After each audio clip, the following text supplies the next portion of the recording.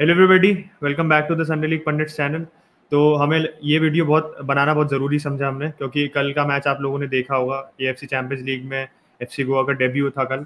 And going by our thoughts before the match, काफ़ी unexpected and very positively surprising performance थे हम लोगों के लिए। एफसी गोवा जिस हिसाब से खेली, all of us are proud as proud as supporters of the Indian national team and Indian football in general. काफ़ी अच्छा लगा हमारे को कल अपनी इतनी फाइटिंग स्पिरिट देख के अपने प्लेयर्स का। तो this video we were just going to be discussing कि क्या हमारी थॉट्स उस परफॉर्मेंस पे and which players we think deserve a shout out. So let's get started.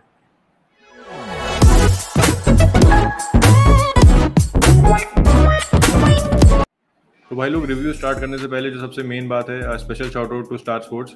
मतलब एक मैच भी भाई लोगों ने सही से टेलीकास्ट नहीं किया। डेफिनेटली जो मैच देख रहे थे काफ़ी फ्रस्ट्रेटेड थे। 10 मिनट पहले हाफ में लगभग 10-12 मिनट का मैच खा गए थे वो लोग, और सेकंड हाफ में भी एक बार हुआ था लेकिन वो जल्दी चल गया था। तो भाई एक काम था आप लोगों के पास, काफ़ी अच्छा निभाया आपने। मेरे घर वाले भी वीडियो देखते नहीं, 4-5 गालियाँ भी सुना था आपको, इसलिए मैं नहीं दे पा रहा हूँ। कंटेंट हमें अपना थोड़ा पीजी रखना पड़ेगा। वैसे Achin, coming on to the match, क्या लगता है, क्योंकि टीम में भी काफ़ी अगर क्वालिटी देखो तो बहुत अंतर था। मैनेजरियल क्वालिटी तो मतलब कोई कंपैरिजन ही नहीं है। तो what do make of the FC Goa's performance? क्योंकि ऑन पेपर तो बहुत डिफरेंस था, लेकिन ऑन फील्ड इतना डिफरेंस दिखा नहीं हमें। सो अगर आप बिल्डअप देखो मैच का, सारे ऑड्स हमारे अगेंस्ट थे, क्योंकि जो आईएसएल में रूल है 5 फॉरेनर्स का, वो एएफसी चैंपियंस लीग में फॉलो नहीं होता है। 3+1 रूल होता है। तो ऑब्वियसली एंड उसमें से एक foreigner is supposed to be only from Asia. तो जो हमारा कल ऑस्ट्रेलियन डिफेंडर था, he is that +1 player, and बाकी हमारे 3 प्लेयर्स थे जो Spanish, they were constituting the 3 foreigners. पर अगर हम मैनेजर्स पे आए, मैनेजर्स पे अब देखो जमीन आसमान का फर्क है। Laurent Blanc, he is been a manager of PSG. Obviously कल भी हमने बताया था, French World Cup winning player है वो defender, and he is been at Bordeaux as well. और तो अल रेयान में था वो। अगर आप हमारे जुआन फर्नांडो को देखो, वो वॉलोस एफसी में था पहले, that which is a team in the Greek second division. तो इतना मतलब कंपटीशन वाइज आप देखो, it's not anywhere near close to the मतलब लीग वन। एंड उससे पहले वो he was in the Segunda division B, जो कायदे से सेमी प्रोफेशनल डिवीजन है in Spain. It's not even fully professional. तो इन टर्म्स ऑफ आप देखो quality of experience, managerial quality का वही जमीन आसमान का फर्क था। तो कोई भी एक्सपेक्ट नहीं कर रहा था गोवा को कि जिस हिसाब से हमने कल परफॉर्मेंस पुट की, कि मैनेजर, हमें लग रहा था लॉरेंट ब्लॉन्क आके ही शो अस टैक्टिकली कि हम कितना फर्क है इंडियन आईएसएल में और कटारी सुपर लीग में। तो I think that is something which we really should appreciate. Juan Fernando has done a stellar job. But if you come to the players, Utkarsh, who do you think particularly stood out yesterday? क्योंकि defensively बहुत लोग कह रहे हैं defensive बहुत resolute थे हम। तो who are the players who you think were the standout players? Definitely भाई, अगर मैं इस क्वेश्चन पे आने से पहले जोआन फर्नांडो में एक पॉइंट ऐड करना चाहता था। कल मैंने प्रीव्यू में बोला था कि आप दोनों लोग ने फुटबॉल लुक्कड़ भाई और अचिन ने मुझसे डिसएग्री किया था इस पॉइंट उस पॉइंट पे। मैंने बोला था कि हमें अपना गेम खेलना चाहिए, और मेरे ख्याल से फर्नांडो डिड दैट। 45% पोजीशन था हमारे पास, एक ही शॉट ऑन टारगेट था, रोमारियो का शॉट ऑन टारगेट था वो, लेकिन उनके भी खाली 2 शॉट ऑन टारगेट थे। तो मैंने कहा था हमें उनको रिस्पेक्ट करना चाहिए, लेकिन इतना जरूर से ज्यादा रिस्पेक्ट नहीं करना चाहिए, और मैच में एटलीस्ट डर के नहीं जाना चाहिए। तो वो हमें दिखा, thumbs up to Juan Fernando. और मेरी मतलब जो मैंने कहा था वो फर्नांडो ने भाई ने उसको करके दिखाया। तो वैसे अगर प्लेयर्स की बात करें तो यार, जो बैकलाइन थी, ऑब्वियसली धीरज सिंह ने पहले 10 जो एक सेव किया था, क्या नाम है जो मुझे याद नहीं उनका अटैकर कौन था, मोस्ट प्रॉब्ली बोली था या शायद ब्रहीमी था, मुझे याद नहीं है। लेकिन इनिशियल जो उसने एक सेव किया था, और मतलब ही केम रशिंग इन, और मतलब वैसे देखो तो जो उसका फिजिक है, जो उसका साइज है, उस हिसाब से बहुत कमांडिंग गोलकीपर नहीं लगता वो, लेकिन interestingly is a very good goalkeeper, और फ्यूचर में इंडिया के भी गोलकीपर हो सकता है वो, क्योंकि ऑब्वियसली इज वेरी यंग, 21-22 साल का है अभी। डिफेंस की बात करें तो डोनाची और इवान गोंजालेस भाई क्या खेले कल। फर्डिनेंडो विडिच वाली पार्टनरशिप थी, क्योंकि कहीं भी ऐसा मुझे लगा नहीं, कि हम लोग आउट क्लास हैं। उनकी पोजिशनिंग प्ले इतनी अच्छी थी। ऑब्वियसली कैलकुलेटेड रिस्क ले रहे थे, मैं कहूँगा हम पीछे से बिल्डअप कर रहे थे, लेकिन कैलकुलेटेड रिस्क था वो सब। और पोजिशनिंग बहुत बढ़िया थी, क्लियरेंसेस बहुत अच्छे किए। Obviously they were always at the right time at the right minute. एक और प्लेयर जो हमारे बैकलाइन में बहुत फाड़ा था वो था शेरिटन फर्नांडिस, जो हमारा राइट बैक खेल रहा था। ऑब्वियसली अगर आप आईएसएल देखते हो तो आपको पता होगा Seriton Fernandes has a lot of pace. उसके मैं कहूँगा कि जिस हिसाब से उसका गेम था, उस हिसाब से उसकी क्रॉसिंग थोड़ी सी डिसअपॉइंटेड थी। क्रॉसिंग उसकी उतनी ऑन पॉइंट नहीं लग रही थी कल के मैच में। लेकिन बाकी देखो तो यार, क्योंकि हम लोग पीछे से बिल्डअप कर रहे थे, तो वो लोग हमें थोड़ा प्रेस कर रहे थे, और ऑब्वियसली जब आप पे प्रेशर आता है तो क्या होता है कि you have to play it out wide. तो जब हम भी वही कर रहे थे और जब हम प्ले आउट वाइड कर रहे थे तो मोस्टली हम फर्नांडिस को बॉल दे रहे थे। फर्नांडिस प्रेशर में काफी अच्छा कंट्रोल कर रहा था, उसको लेके आगे भाग रहा था, और एक उसका मैच सेविंग टैकल भी था, मुझे याद नहीं कि 60-70 मिनट में, मतलब उसकी जो उसने पेस थी, जो उसका क्या डिफेंस, जो उसने पेस दिखाई भागते हुए आया, और मेरे ख्याल से बोली पे टैकल मारा था शायद, वहाँ पे गोल सेविंग टैकल मारा था उसने, तो मेरे ख्याल से एक man of the match contender था। एक प्लेयर और था जो इंडियन सब कॉन्टिनेंट से, क्योंकि 7 इंडियन प्लेयर्स थे, उसमें था ग्लेन मार्टिस, मेरे हिसाब से he was also man of the match contenders along with Seriton Fernandes. अच्छा, उसकी परफॉर्मेंस को देख के क्या लगता है तुम्हें, could he be the upcoming CDM for India, क्योंकि अभी तक नेशनल टीम में खेला नहीं है वो, तो कल की परफॉर्मेंस देख के लगता है कि इंडियन टीम को उसको बुलाना चाहिए डेफिनेटली। आई थिंक बहुत ही सही कहा, क्योंकि ग्लेन मार्टिन की बहुत अच्छी परफॉर्मेंस थी। He was breaking up the play time and again, he was not allowing Al Rayyan to build a proper attack. और अगर आप उसकी स्टैट्स देखो मैच में, he had 80% pass completion, which is not, आप नॉर्मली एक्सपेक्ट करोगे कि आप CDM का ज़्यादा होना चाहिए, बट दिस इज अल्टीमेटली, आप देखो स्टैंडर्ड ऑफ ऑपोजिशन देखो, and you see the player and how he played, and first time in the champions league, so I think 80% pass completion बिल्कुल ऐसा फ्राउन करना नहीं चाहिए उसमें हमको। पर मेन बात है जो CDM की होती है, वो होती है how he breaks up the play, and in terms of ground duels, 13 ground duels में था Glan Martin, and he won 7 of them. So आप देख सकते हो, he was against physical players in बोली को भी काफी बार उसने कंट्रोल किया। तो आई थिंक ग्लेन मार्टिन को बहुत शाउट आउट देना जरूरी है, एंड स्पेसिफिकली ग्लेन मार्टिन भी नहीं, I think even Brandon Fernandes का भी बहुत अच्छा परफॉर्मेंस था कल। उसकी पास एक्यूरेसी तो आप इट वाज 97%, तो आप देखो इन terms of, if you could say somebody was pulling the strings, so he was for the Indian players, at least Indian side at least, it was Brandon Fernandes, so I was really happy with the performance। But अगर forward line को देखो, ईशान पंडित का लोग थोड़ा सा disappointed हो गए how he played, but अगर आप देखो how Al Rayyan setup was, उसको आइसोलेट कर दिया था, 2 प्लेयर्स पे कॉन्स्टेंटली हमेशा चढ़े हुए थे। तो Ishan Pandita obviously is a player to watch going into the match, तो he wasn't he didn't get into the match that much, मेरे को लगा। बट हम अब वैसे, जैसे मैंने शुरू में भी कहा था कि odds were against us, क्योंकि कल शोभित ने भी कहा था, ईगोर अंगुलो जो हमारा टॉप स्कोरर था FC गोवा का ISL में, he wasn't featured, he is out of the squad, and even Alberto Nogueiro, वो भी अपना जो बेसिकली प्ले मेकर था वो अपनी टीम का, वो भी फीचर नहीं कर रहा था, he had the most assists। तो उन दोनों के बिना इतना सॉलिड खेलना, maintaining such 45% possession is not, you can't say कि we were being dominated in the pitch. तो हमने पोजीशन मेंटेन करी, and we were actually threading the ball. Multiple instances मेरे को लगा we were actually playing out from the back decently well. ऐसा नहीं लग रहा था वी वर रशिंग पासेस। शुरू में ऑब्वियसली मैच में आपको लगता है थोड़ा सा, मैच में आपको ग्रो इन करने में टाइम लगता है, बट जिस हिसाब से हमने मैच में हम अपने आप क्या कह सकते हो, बिल्डअप प्ले हमारा काफी अच्छा था। धीरे धीरे जैसे मैच प्रोग्रेस हुआ, I do agree with you Ajay, लेकिन ब्रैंडन फर्नांडिस में थोड़ा सा डिफर करूंगा। ब्रैंडन फर्नांडिस, हाँ, it was a very good performance, I do agree, लेकिन जो उसके पासेस थे यार, वो he was playing as a more in the final 3 में खेल रहा था वो, मैं कहूंगा। तो उसके पासेस तो बहुत सेफ पासेस कर रहा था, साइडवेज और बैकवर्ड्स कर रहा था, बहुत मतलब रिस्क टेकिंग पासेस नहीं थे। रिस्क टेकिंग क्या है तुम, या रिवॉर्ड टेकिंग पासेस कह सकते हो उनको, वैसे पासेस नहीं थे। he was trying to play it safe। ये है कि he was definitely बहुत कंफर्टेबल ऑन द बॉल, वो दिख रही थी उसकी क्वालिटी। और ये ISL में बहुत ज्यादा खेला नहीं था उसने, उसको इंजरी हो गई थी, 11 मैच थे, गोल तो नहीं मारा था, लेकिन 3 असिस्ट थे उसके। तो मैं कहूंगा कि थोड़ी सी मैच फिटनेस की बात थी, लेकिन ऐसा उसको देख के लगा नहीं कि उसने ISL में इतने मैचेस खेले नहीं है।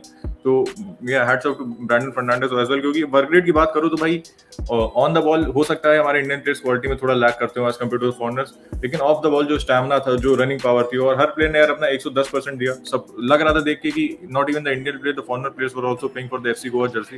ये देख के बहुत इंप्रेस हुआ मैं।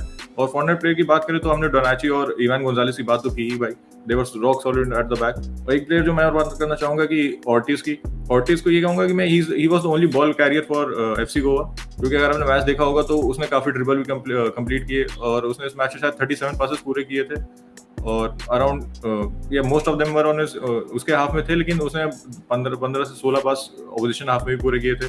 और मैं कहा was the only carrier of the ball. और एक जो हमने एक जो बड़ी चीज अभी तक एड्रेस नहीं की, वो है पेनल्टी शॉट। शायद 76 मिनट में हुआ था, and obviously clear hand ball था। वो रेफरी पता नहीं क्या नशा करके आया था, गांजा फूक के आया था, भाई पता नहीं क्या सोच रहा था वो। उसको सबको पता है कि VAR नहीं है FC चैंपियंस लीग में, अभी इतने पैसे नहीं है टू बी ऑनेस्ट कि हम लोग इस FC चैंपियंस लीग में इतना रेवेन्यू नहीं है कि VAR वगैरह है। तो VAR नहीं था, अगर VAR होता तो मेरे ख्याल से पेन मिल जाती। लेकिन अचिन क्या लगता है कि अगर वो पेन मिल जाती तो पेन थी या नहीं थी, what's your take on it, और अगर मिल जाती तो क्या FC गोवा मैच जीत सकती थी? आई थिंक वो हैंडबॉल तो था यार, clearly I don't know how the referee didn't spot it. बिल्कुल सही कहा, ऐसा लग रहा नशे करके आया। एंड वीआर नहीं होना, ऑब्वियसली आप कह सकते हो कि बहुत सारे कॉल्स मिस हो जाएंगे, and we sort of have to come to terms with that. We are वैसे इतना सक्सेसफुल रहा नहीं है, आप लोगों को पता है, हमने काफी वीआर की बुराई कर चुके हैं already. But if you see the match, I think if you had been given the penalty and score करते थे, तो I think the way we were playing, ऐसा लग नहीं रहा था कि it was against the run of play, हमारे को गोल मिल जाता तो हमारे को फिर वही वेस्ट ब्रॉम जैसी टैक्टिक्स करनी पड़ती कि नहीं हम पीछे बैठ जाएंगे, ऐसा नहीं था बिल्कुल। I think we would only grown in confidence, थोड़ा और हम ज्यादा इंपोज कर पाते अपने आप को, and I am pretty confident we would have won the match. But ऐसा नहीं कि ऑब्वियसली यार we are left on little sour क्योंकि पेनल्टी नहीं दी, बट अगर आप ओवरऑल परफॉर्मेंस देखो, विन होती that would been we would have been in cloud 9। But अगर अभी देखो, I think draw is a very solid performance in terms of our first performance to build on, and I think we are up against Persepolis in the next match if I'm not wrong. नहीं अलवादा से match है 17 को अलवादा से। तो अलवादा के against it's I think it's अलवादा के खिलाफ खेलना, तो obviously if you compare the standards of opposition we are against in the group stage, Alvada is somebody who I think we can beat, because Alvada उनकी competition, उनके जो league है gulf pro league में जो खेलते हैं वो लोग, इतने अच्छी नहीं है उनकी कंपटीशन। उसमें लीग में अभी 8 चल रही है अलवादा, गो ऑन 8 चल रही है। तो आई डू थिंक दैट अलवादा के खिलाफ इस परफॉर्मेंस के बेसिस पे, जैसे उत्कर्ष ने कहा, obviously we are sort of going for a pragmatic performance, but अच्छा किया हम लोगों ने, we stuck to our guns, because now हमें लग रहा था कि we would be outplayed by somebody like Al Rayyan, but that didn't happen. We were very smart, ऐसा नहीं था कि we were completely not considering the standard of opposition, पर ऐसा वी वर वही आप ये कह सकते हो, हमें पता था कब हमारे को अपने आप को पुश करना, कब हमें थोड़ा सा कंजर्वेटिव खेलना। So that is very important because game intelligence दिख रहा था हमारे प्लेयर्स में। ऐसा obviously technicality Indian players are still lacking and that will take some time. जैसे जैसे ग्रास रूट फुटबॉल में जैसे डेवलपमेंट अच्छा होगा प्लेयर्स का, शुरू से ही they will be train to not think before passing. Sometimes you have to be like that. Obviously that will happen on a later date. Another point I wanted to make is, मुझसे एक सवाल भी पूछना था मुझे तुमसे, क्योंकि obviously आपने बोला कि आईएसएल में 5 प्लेयर्स खेलते हैं फॉरनर, और इसमें 3+1 का रूल था, तो 3 हमारे स्पेनिश प्लेयर थे और एक हमारा वो +1 में जो था एशियन प्लेयर, उसकी जगह हमने ऑस्ट्रेलियन डोनाची को खिलाया था। और ऑब्वियसली हमने बोला हमारा टॉप स्कोरर बाहर हो गया था, उसकी जगह ईशान पंडिता आया था। ईशान पंडिता ने अटैकिंगली उतना प्रोवाइड तो नहीं किया, लेकिन डिफेंसिवली भाई उसका जो वर्क रेट वगैरह था, जितना वो टीम के लिए भाग रहा था, मेरे ख्याल से अगर कोई और स्ट्राइकर होता तो शायद उतना नहीं करता। वो लगातार भाग रहा था, was really Impress with him. Offensively थोड़ा लैग कर रहे थे हम अपने टॉप स्कोरर के बिना, लेकिन defensively we are really solid. वैसे क्या लगता है कि ये रूल आईएसएल में लगा देना चाहिए, कंसीडरिंग क्योंकि हमें हर साल अभी एफसी कप और एफसी चैंपियंस लीग में खेलना है और वही रूल उसमें लगने वाला है। तो what's your take on this topic? और एक पॉइंट और छोटा सा ऐड करना चाह रहा था इसी पॉइंट पे कि हमें जो लोग कहते हैं कि अगर हम फॉरेन प्लेयर्स कम कर देंगे तो क्वालिटी कम हो जाएगी, ऐसे हमें क्वालिटी कमी दिखी नहीं कल, क्योंकि obviously Al Rayyan is a much better quality. ISL में कोई भी टीम उठा लो उससे I think they are 4-5 times up in quality. तो कल हम अल रयान के खिलाफ खेल रहे थे, हमें ऐसी लैक ऑफ क्वालिटी दिखी नहीं 7 इंडियन प्लेयर्स के साथ। तो क्या लगता है कि ये रूल हमें आईएसएल में लगाना चाहिए कि नहीं लगाना चाहिए, कंसिडरिंग आई लीग में ये रूल अभी से लगा हुआ है, 3+1 ही चल रहा है, आई लीग में 4 फॉरनर प्लेयर ही खेल सकते हैं, आईएसएल में भी लगा देना चाहिए considering it is a new top tier league of Indian football.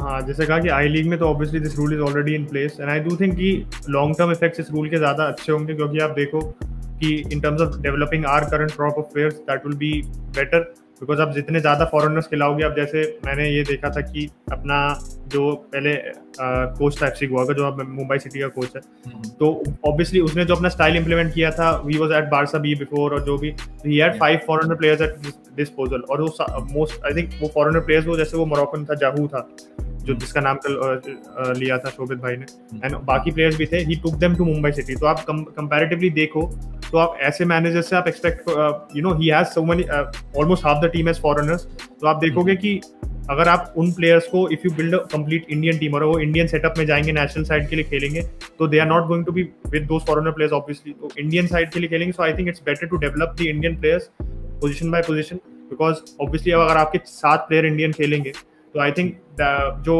Manager पे भी एक ओनस होगा तो utilises Indian players more, it will not be कि 5 आई think it's more than necessary. कायदे में आप देखो आई लीग ने भी पिछले साल इंप्लीमेंट कर दिया था इस रूल को। सो आई डू थिंक अगर आप आगे जाके देखो for our Indian side specially, तो जो प्लेयर्स का डेवलपमेंट होगा that will only be if you have less foreigner players and more Indian players, because I think I league और जो ISL के इस समय जो आप कह सकते हो they are not in consonance with each other, पर उनकी जो केमिस्ट्री अच्छी होगी, I think the pathway from ISL to I league to ISL will be better if there are more Indian players you know who are going from the I League to the ISL and they are getting a chance instead of foreigner players. Obviously foreigner players की ज़रूरत होती है, you get to learn a lot from them. Obviously they bring a lot of experience. Most of them are senior, क्योंकि अभी तो ऐसी stage आया नहीं ISL का कि आप प्लेयर्स अपने प्राइम में आए वहाँ पे, बट स्टिल 30-32 साल के कुछ प्लेयर्स आ रहे हैं, they still you can say अभी भी उनके पास they have that ability. So I think 4 players is more than enough to learn from them. 3+1 rule, I think आगे जाके it's not bad. It's actually beneficial to Indian football. Obviously I do agree with you कि ISL जो है Indian football को develop करने के लिए बनाया है. अगर हम ज़्यादा फॉरनर खिलाएंगे तो इंडियन फुटबॉल डेवलप नहीं होगा, क्योंकि इंडियन प्लेयर्स को कम मौका मिलेगा. बिफोर ही कंक्लूड, क्योंकि हमने सब कुछ कवर ही कर लिया है, एक चीज़ और मैं कहना चाहूँगा कि which worked in FC Goa factor था, क्योंकि जो सारे भी चैंपियंस लीग के मैच है वो कोविड प्रोटोकॉल्स की वजह से भाई 6 के 6 गोवा में होने वाले हैं. तो ये गोवा के पास होम एडवांटेज काफ़ी रहेगा इसमें, कंसिडरिंग जो गोवा का हॉट एंड ह्यूमिड वेदर है भाई, उसकी उन्हें आदत नहीं है. और हमें दिख भी रहा था इस मैच, क्योंकि पहले तुम 10-15-20 मिनट तक मान लो देखो तो वो काफी हाई प्रेस कर रहे थे, लेकिन उसके बाद मेरे ख्याल से ब्लॉन्क और उनकी टीम को समझ में आ गया कि इस वेदर में हम इसको सस्टेन नहीं कर सकते, तो उसके बाद वो उतना प्रेस नहीं कर रहे थे.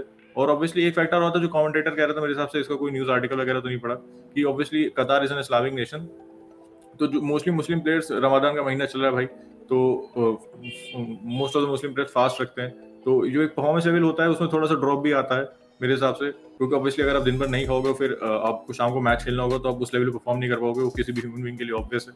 तो मतलब इसको कोई न्यूज़ आर्टिकल वगैरह तो नहीं है, लेकिन कमेंटेटर बस कह रहा था, तो I thought this point that should I mention. और AFC चैंपियंस लीग ही नहीं, हमारी टीम्स AFC कप में भी खेल रही हैं. बेंगलुरु FC ने ATK मोहन बगान कल खेला, बेंगलुरु FC ने 5-0 काफ़ी कन्विंसिंग विन थी. टेलीकास्ट की क्वालिटी तो बिल्कुल बोरिए से पत्थर थी. और ATK मोहन बगान अगले अभी they are going to be playing on Monday and the team they are up against, आप हम लोग जानते नहीं उनको, तो पहली बता रहे हैं, नाम ज़्यादा ज्ञानी बनेंगे. मजिया SNRC के अगेंस्ट खेलेगी एंड फिर उनका दूसरा match is on Thursday against बैशलैंड किंग्स. तो टीम्स के बारे में पता नहीं ना कहाँ से हैं, but we will be tuning into the match. So yeah that's it. वैसे AFC कप की बात करें तो भाई मैंने भी मैच लगाया था, जो टेलीकास्ट हो रहा था मुझे लग रहा है कि यूट्यूब को किसी ने मोबाइल पे साइन इन करके यूट्यूब से भाई रिकॉर्ड कर रहे थे मैच को, तो मतलब समझ ही नहीं आ रहा था मैच में क्या हो रहा है, किसके पास बॉल है, कौन सी टीम कौन सी है. तो भाई 2-4 मिनट देख के बंद कर दिया था, क्योंकि देखने लायक था नहीं. वो मैच के बाद पता चला कि सुनील छेत्री सर ने गोल मारा था, और ऑब्वियसली सबको पता होगा बेंगलुरु 5-0 से जीत गई.